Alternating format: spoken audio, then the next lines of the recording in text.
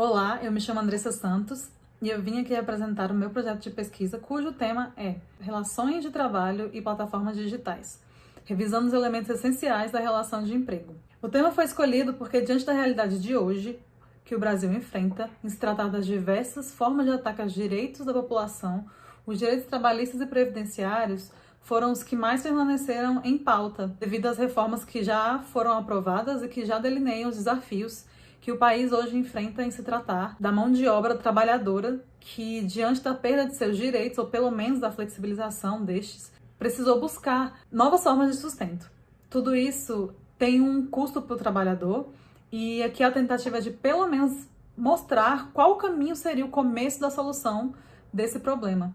Por isso, eu proponho voltarmos à base do direito trabalhista, revisar seus pressupostos e o que o sustenta. E com isso, deixar claro o que já deveria ser. Não precisamos de uma nova categoria dentro da Constituição que vise assegurar os direitos desses trabalhadores que prestam esse tipo de serviço, e sim que se perceba que elas de fato exercem um serviço que se configura enquanto relação de emprego.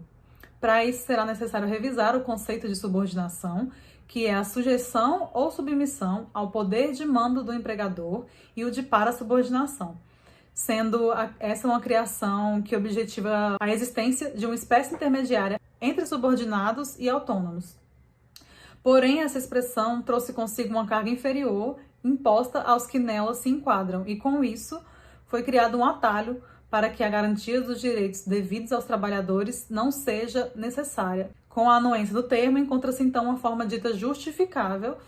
e reducionista para essa categoria de pessoas. Passamos também pela categoria de relação de emprego e como essa é configurada, sendo 5 os requisitos: ser pessoa física a prestar o serviço, a pessoalidade, devendo o serviço ser prestado pessoalmente pelo empregado, a não eventualidade, devendo haver habitualidade na prestação do serviço pelo empregado, a onerosidade, ou seja, trabalhar em favor de outro e receber um salário para isso, e a subordinação, já vista. Desse modo, há formas de enquadrar a prestação de serviços dos trabalhadores de plataformas digitais enquanto empregados e assim pleitear por seus direitos. O objetivo da pesquisa é, portanto, expor que os trabalhadores de plataformas digitais não precisam de uma nova categoria legal para poder dispor de direitos, pois, ao prestarem o serviço da maneira que vem sendo feita, já se é possível a ordenação das relações trabalhistas, embora a jurisprudência não venha caminhando para essa posição. Esse trabalho, então, busca responder ao questionamento: como configurar a relação de emprego aos trabalhadores de plataformas digitais e por que isso precisa ser revisto pelos órgãos judiciais. O tema é necessário, pois, após observar o contexto social brasileiro de pleno desmonte dos direitos sociais, no qual a relação empregador e empregado já se descreve desde sua origem como desequilibrada, uma vez que fica em poder do empregador oferecer certos tipos de trabalho sobre condições mais livres e cabe ao empregado aceitar essas condições, muitas vezes sem saber quais são as obrigações daquele que o contratou. A metodologia utilizada foi a revisão bibliográfica, a fim de obter reconhecimento através dos artigos, das teses e dissertações, sobre qual é o embasamento que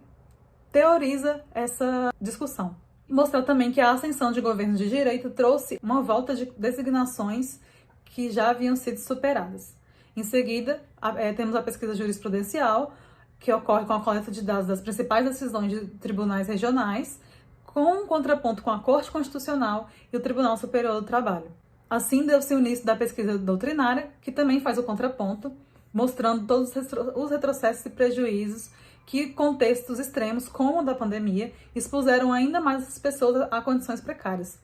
desencadeando em reações da categoria, iniciando inclusive um processo gradual de sindicalização. Esse trabalho é importante justamente porque não assegurar os direitos da classe trabalhadora desencadeia em prejuízo não apenas para cada uma dessas pessoas, mas também para toda a sociedade,